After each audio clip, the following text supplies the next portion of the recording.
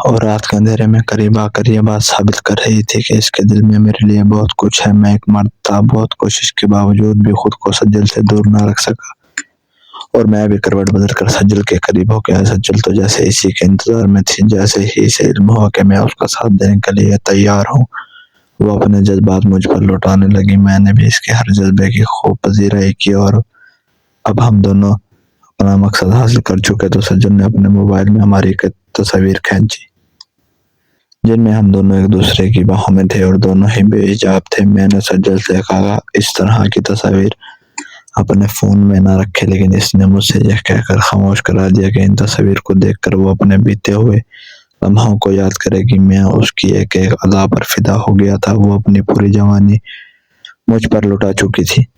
اس کا نرم و نازک گلاب جیسا کھلتا بدن مجھے مدہوش کر گیا تھا، اور تب میں یہ بھول گیا تھا کہ میری بیوی، میری محبوبہ، تکلیف کے حالات میں ہسپتال میں داخل ہے۔ وہ کبھی بھی میرے بچے کو جنم دے سکتی ہے۔ سجل کے ساتھ رات گزار کر جیسے میں نے کوئی قلعہ فتح کر لیا ہو، لیکن مجھے کیا خبر تھی کہ یہاں سے میری بربادی کا آغاز ہے۔ اگلے دن صبح ہوتے ہی جیسے میں ہسپتال کے لیے نکلنے لگا تو سجل نے مجھے آواز دی اور قریب آ کر مجھے اپنی باہوں میں بھر لیا، اور مجھے کہنے لگی جاتے ہوئے آپ مجھے کچھ پیسے دے جائیں، میں نے بازار جانا ہے۔ سجل کی بات سن کر میں نے ہزار کے 10 نوٹ سجل کے حوالے کر دیے۔ میرے ہاتھوں سے پیسے لے کر اس کے چہرے پر ایک معصوم سی مسکراہٹ بکھر گئی۔ میں نے بدلے میں اس کے ہونٹوں کو چوما اور گھر سے نکل پڑا۔ میں سارا راستہ خوشی سے سرشار ہسپتال پہنچا تو میں نے دیکھا کہ سنوبر کی حالت کافی خراب ہے، اور ڈاکٹر نے کہا کہ آپ کی بیوی زندگی اور موت کے درمیان جھول رہی ہے اور کبھی بھی کچھ بھی ہو سکتا ہے۔ سنوبر کی ماں بھی بہت زیادہ پریشان تھی، جبکہ ہسپتال جا کر میری حالت بھی خراب ہو گئی تھی۔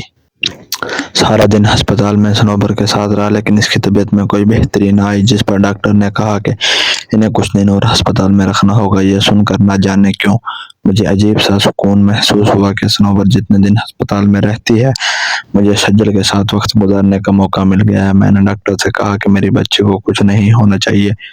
ڈاکٹر نے مجھے تسلی دی۔ میں رات تک وہیں ہسپتال میں سنوبر اور اس کی ماں کے ساتھ رہا، اور رات کو یہ کہہ کر واپس آ گیا کہ سجل گھر پر اکیلی ہوگی، مجھے جانا چاہیے، کیونکہ ہسپتال میں سنوبر کے ساتھ صرف کسی عورت کو رکنے کی اجازت تھی، اس لیے اس سنوبر کی امی کا وہاں رہنا لازمی تھا۔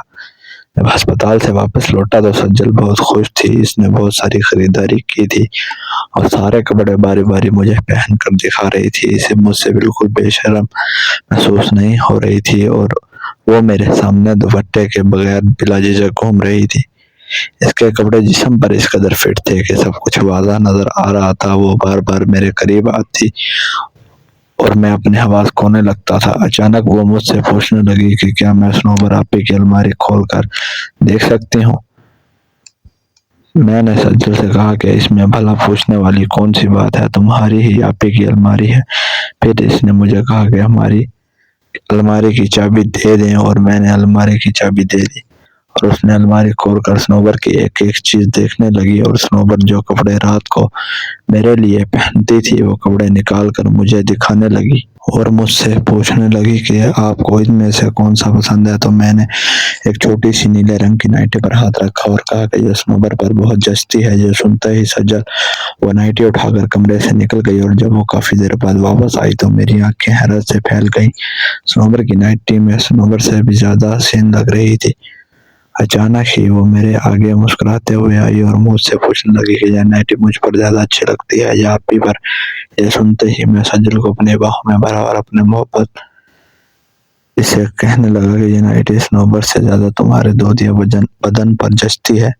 سنوبر تو یہ پہن کر اتنی اچھی نہیں لگتی، تم زیادہ اچھی لگ رہی ہو۔ میں نے اس کے ہاتھ میں پکڑا موبائل لے کر سائڈ پر رکھ دیا اور اس پر اپنی محبت لوٹانے لگا۔ سجل کو اس نائٹی میں دیکھ کر میں تو بالکل بے قابو ہو گیا تھا۔ میں سوچ بھی نہیں سکتا تھا کہ 14 سال کی عمر میں کوئی لڑکی حسن کی دیوی بھی ہو سکتی ہے، لیکن سجل تو خوبصورتی کی ساری حدیں پار کر رہی تھی، اور اس کا پورا بدن بہت خوبصورت تھا اور ہر گزرتے پل کے ساتھ اس پر حاوی ہوتا جا رہا تھا۔ پوری رات اپنے جذبات اس پر لوٹانے کے بعد جب میں صبح ہسپتال پہنچا تو مجھے پتہ لگا کہ میری بیوی نے ایک مردہ بچے کو جنم دیا ہے۔ یہ سن کر میری حالت خراب ہو گئی اور میری بیوی کی حالت بہت زیادہ خراب تھی۔ डॉक्टर इसे ठीक करने की पूरी कोशिश कर रहे थे। शाम तक जाकर सनोबर की हालत में कुछ बेहतरी आई तो उसे अस्पताल से छुट्टी मिल गई और मैं उसे घर ले आया। मुझे अपने बच्चे के इंतकाल का बहुत दुख था। मैं सनोबर को संभालते हुए घर ले आया। सनोबर को देखकर सज्जल का चेहरा उतर गया था।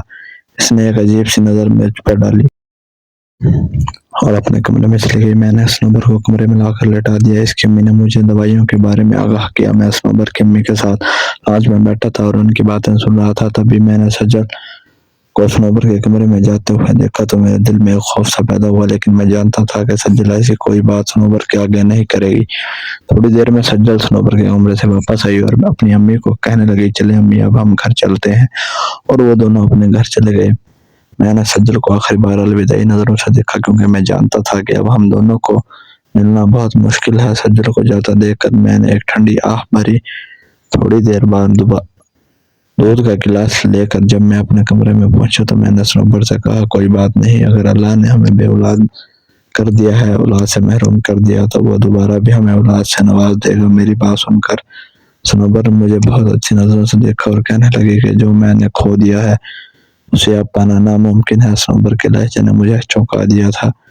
मैं इसके आगे ही बैठ गया था और इसको कहने लगा कि तुम ऐसी बात क्यों कर रही हो। तो वो मुझे कहने लगी कि सज्जल मेरी सगी बहन नहीं है, बल्कि वो मेरी फूफो की बेटी है, जिसे मेरी फूफो के इंतकाल के बाद मेरे पापा घर ले आए थे। और सज्जल को बचपन से ही मुझसे नफरत थी, क्योंकि घर में हर चीज मेरी थी और इसे हर वो चीज चाहिए थी जो मेरे पास होती थी, जो मेरे बाबा मेरे लिए लाते थे।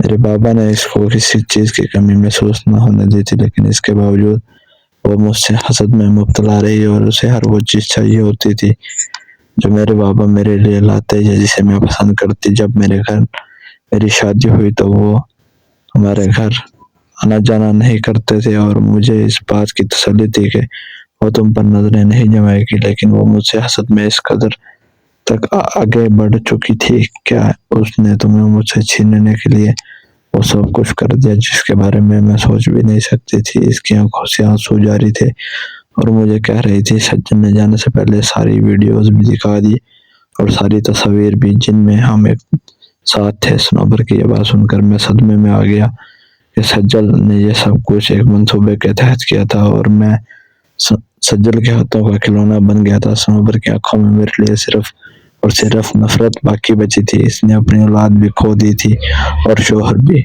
इसका गम बहुत शदीद था। मेरा सर शर्मिंदगी की वजह से सनोबर के आगे झुका हुआ था। सनोबर ने मुझसे कहा कि वो जाते जाते मुझसे मेरी नीली नाइटी मांग कर ले गई है, क्योंकि वो तुम्हें मुझसे ज्यादा इसके जिस्म पर अच्छी लगती है।